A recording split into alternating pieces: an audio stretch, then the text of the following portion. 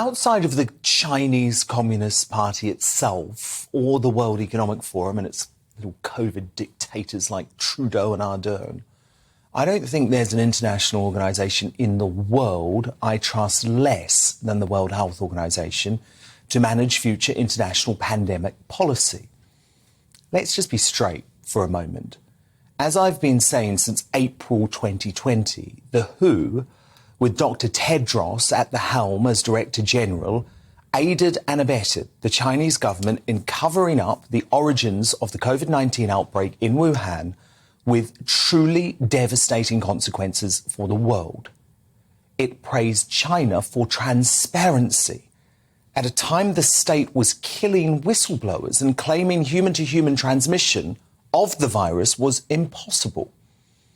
There's been no consequence for China, the rogue state for whom the WHO seems to do its bidding. Still no honest investigation, still no answers, still no reckoning.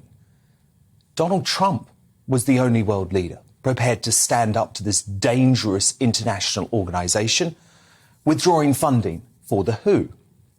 But now we're all meant to nod along blindly, as if the WHO has our best interests at heart. Like hell they do. That's why I am deeply angry and even more concerned about a so-called World Health Organization pandemic accord to be discussed when the body meets this Sunday for the World Health Assembly. The accord is expected to increase the power of the WHO in the pandemic response by individual states. And we know what that means. More lockdowns, more masks, more jabs, and less freedom. And where are our politicians? Only one. I can find only one.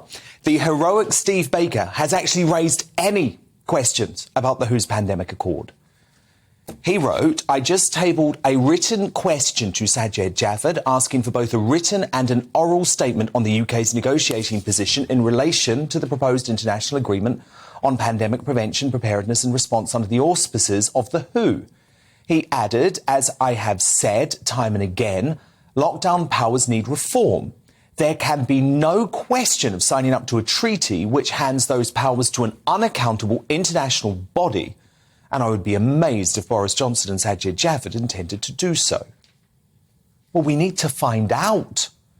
So where's all the TV and newspaper coverage of this? Well, the mainstream media too is in lockstep with the WHO and Bill Gates over the correct approach to pandemic management, even though both the organisation and the man got it all spectacularly wrong. Gates is out at the moment promoting his book, How to Prevent the Next Pandemic. According to one uncharitable reviewer, quoted by Matt Ridley, writing in the Daily Telegraph, the book's main message is, quote, that we can prevent the next pandemic by doing all of the things that did not stop the last pandemic event, only more faster and harder. But just look at the way CNN's Anderson Cooper engages with Gates over his nonsensical plan to vaccinate the world every 6 months, regardless of natural infection. Had 2 vaccinations and then 2 booster shots. Is that right?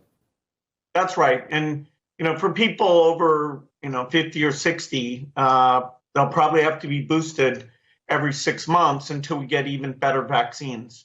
So I've been trying to figure this out for myself. I assume you know the answer to this, so I'll just ask you. When do you get boosted again? I mean, now that you've had it, I've had it around the same time. I've only gotten 3 shots total, only been boosted once. I guess we have immunity for a little while, but when do you decide to get boosted again? So an infection where you'll get a high viral load would be like vaccination. But, to be safe, every 6 months, you're probably going to be vaccinated. As we get more data, they might even make that shorter for people who are, say 60 or over 70, where the duration seems to be a bit lower. So we're in for ongoing vaccination to stay absolutely safe. Why do we keep listening to this dude as if he's the oracle? Bill Gates has proven himself to be not very smart during this pandemic at all. Watch. It wasn't until early February when I was in a meeting that experts at the foundation said, there's no way, there's been too much travel without diagnosis for us to contain this. And then at that point, we didn't really understand the fatality rate. We didn't understand that it's a fairly low fatality rate and that it's a disease mainly of the elderly, kind of like flu is, although a bit different than that. So that was a pretty scary period, right, where the world didn't go on alert, including the United States, nearly as fast as it needed to. What is he talking about? Anyone looking at the data and avoiding the hysteria knew exactly who was most vulnerable to COVID. If Bill Gates and the World Health Organization are allowed to take control of international pandemic policy, mark my words, we're in deep trouble. Neither accept the failure of lockdowns and jabs in preventing infections. Neither talk about the devastating economic firestorm and wave of deaths coming thanks to 2 years of lockdowns. And neither stand up to China for either the lab leak lies or the zero COVID disaster.